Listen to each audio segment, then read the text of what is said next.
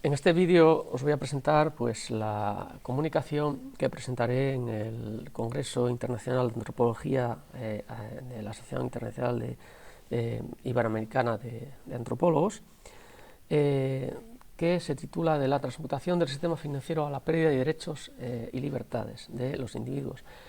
Quería que el economista no se comiese al etnógrafo, por lo cual realicé una encuesta que seguidamente os mostraré, aunque la primera parte es un repaso de cómo el sistema financiero se formó desde el origen de los orfebres de la Edad Media, que eran aquellas personas que permitían que los comerciantes pudiesen irse desde su localidad a otras alejadas sin que fuesen asaltados por los Robin Hood de turno, que se encontrasen en el camino y que les marchasen con la bolsa de oro y muchas veces con la vida. Entonces iban al orfebre local y dejaban una cantidad de dinero a cambio de un documento firmado, una especie de aval del propio orfebre, y al llegar al lugar de la feria lo que hacía era intercambiar ese documento por las monedas de oro o la cantidad de monedas de oro que necesitase o el total que él hubiese puesto en el suyo del lugar, ¿no?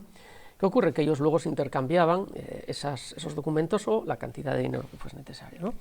Con el tiempo estos orfebres se hicieron tan poderosos que diversificaron y formaron los bancos de ciudades, por ejemplo el Banco de León, el Banco de Sevilla, el Banco de Madrid, el Banco de Bilbao, el Banco de Vizcaya, el Banco de Santander, el Banco de París, y como os dais cuenta queda bastante claro algo que desde la historia de la economía no aparece, digamos, tan plasmado de forma cristalina, ¿no?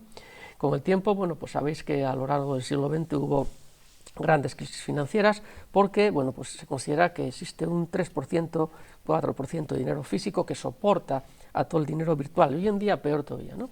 Hubo la crisis de Wall Street, crisis a lo largo del siglo XX, las de 2008 que conocimos, las de 2013-2014. ¿Y cómo se superan todas estas crisis?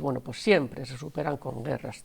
La Segunda Guerra Mundial, la Primera Guerra Mundial, las guerras del Vietnam, las guerras del Golfo, porque las armas tienen solo un uso, con lo que al fabricar más, el Producto Interior Bruto de los países se aumenta y las economías crecen y salen de las situaciones en crisis que la mayor parte de las veces son provocadas.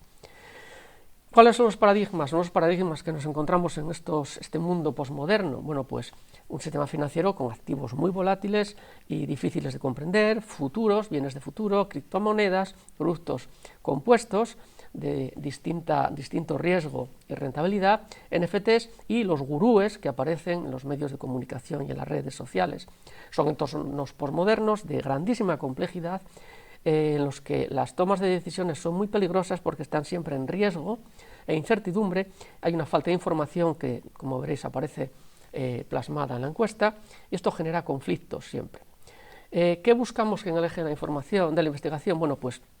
Las sensaciones de la propia población ante estos cambios de la posmodernidad y la percepción del propio conocimiento y el ajeno sobre las peculiaridades del sistema financiero. ¿Qué se utiliza? Se utiliza un formulario Forms, que es anónimo, con cuestiones que se responden con textos, con puntuación Likert. No incluye el género porque eso sería lo mismo que considerar que el que seas hombre, mujer o no binario puede determinar el que sepas más o menos sobre el mundo del sistema financiero, y desde mi punto de vista sería un deslizamiento cultural porque la educación financiera es lo mismo para hombres, mujeres o personas no binarias. Hasta el momento, y es lunes 23 de junio, recibí un total de 208 impactos. La encuesta fue dada a personas por correo, también fue enviada a la Asociación de Antropólogos ASAPE de Asturias para que distribuyesen al Colegio de Economistas de Asturias, a otros colegios de economistas nacionales, y también fue enviada una muestra al Departamento de Antropología de la UNED, que es al que yo de alguna manera pertenezco como doctorando. Os voy a poner ahora la encuesta. Aquí veis es el Forms, aquí aparecen los rangos de edad, la formación, los trabajos de cada persona, los elementos sobre los que se pregunta, el grado de conocimiento, cómo influirá a la población la irrupción del dinero virtual, que se prevé en algunos países como Australia ya están casi negando el que se aplique el dinero que se invierta, o sea, que se aceptan o que se pueda meter dinero físico en los bancos. en qué cambios, en qué aspectos puede influir: consumo, ahorro, hábitos sociales, reparto de recursos, libertad. Aquí es el tema del dinero fungible. La gente no es capaz de darse cuenta que el dinero puede llegar a caducar, y es tan sencillo como poner al lado de la cuenta corriente de cada persona una columna que diga, pues si cobras el 20 de febrero, pues que el 20 de marzo o de abril o de mayo el dinero desaparece si no lo gastaste, ¿no? Cómo puede ser negativo, positivo, en qué campos puede resultar positivo o negativo. La respuesta sobre la participación de los gurúes en los medios de comunicación, cómo se considera,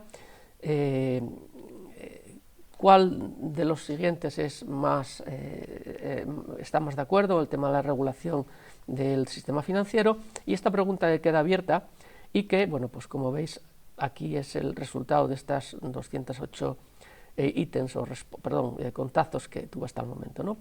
Para no perder tiempo, porque aquí veis que aparecen en diagramas de barras los resultados, pasamos directamente a exponerlos, ¿no? Entonces, ¿qué se obtiene de esta encuesta? Pues se obtiene cosas como que la población tiene cierto conocimiento sobre cuentas corrientes, hipotecas, préstamos, planes de pensiones, porque digamos que están más o menos en el día a día de la gente, ¿no? Y las personas que contestan creen que los demás, la otra gente, tiene menos conocimiento que ellos, ¿no? Hay un claro desconocimiento en el tema de criptomonedas, NFTs y otro tipo de productos que aparecen de la mano de la posmodernidad, y también se considera que la población, el resto de las personas, tiene menos conocimiento que el propio, ¿no? El 92% considera muy bajo o bajo el nivel de educación financiera, y se cree, como veis, que un 80% piensa que el mercado financiero debería estar más regulado, frente al 4% que necesita estar más liberalizado, ¿no? Respecto al dinero virtual, bueno, pues cree que el total del 90% cree que el dinero virtual va a resultar negativo, pues en la calidad de vida, consumo, ahorro, libertades, privacidad, reparto de recursos, etcétera. El 4% cree que mejorará y el 6% no sabe, no contesta. Respecto al dinero que caduque, lo mismo, ¿no? El 91% cree que es negativo o muy negativo, y solo el 2% considera que va a ser positivo, el resto no sabe, no contesta. Y los gurúes, como veis, pues el 76 más el 23, casi el 99% casi de la población considera que son marcadamente negativos y peligrosos. Aportaciones personales nos dejan en la última pregunta. Bueno, pues que hay un poco conocimiento para poder defenderse, ya no solo responder a estas cuestiones, sino defenderse, ¿no? Y que necesitarían formación en secundaria y bachillerato. La hay. Hay asignaturas de economía en bachillerato, la LOMLOE y desde la LOCSE. Hay materias de economía en bachillerato y también en cuarto y en tercero de la ESO. Lo que pasa es que la gente, claro, al no estar dentro del ámbito de la educación, no lo conoce. ¿Qué expectativas? Pues expectativas negativas respecto a los cambios del sistema financiero, esta posmodernidad que viene de la mano del dinero virtual y el dinero que caduque, que puede significar pérdida de derechos, libertades, privacidad y la capacidad de ahorro. Evidentemente, si el dinero caduca no puedes ahorrar de ninguna manera, ¿no? Y como veis, se cree que se necesita una mayor regulación y más contundente respecto al sistema financiero y también, como os decía, respecto a los gurúes. Y para acabar, bueno, pues no me resisto a poner esta imagen. El personaje que tenéis a la derecha es, los que sois cinéfilos, es George Romero, el padre de los zombies, el de La noche de los zombies, o el libro de los zombies, o el diario de los zombies, o La noche de los zombies, y a raíz de él pues aparecieron distopías, series de Walking Dead o similares, ¿no?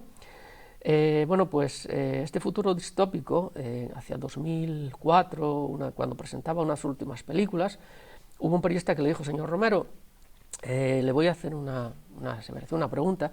Yo creo que usted, cuando hace este tipo de películas, lo que está es plasmando una distopía futura en la cual la población pierda sus derechos, libertades y quede en situaciones de pobreza. Pensar que hay algunos dirigentes internacionales que dicen que en el futuro serás pobre y no necesitarás nada, no tendrás ningún tipo de problemas. Se sacrifica la libertad y la privacidad por la supuesta seguridad. Y él le contestó que pues era la primera vez que alguien le hacía una pregunta tan interesante como esta. Esperando que este futuro no sea tan distópico como parece, os agradezco a todos vuestra atención, espero que os resulte interesante. Muchas gracias por la participación en la encuesta y un abrazo.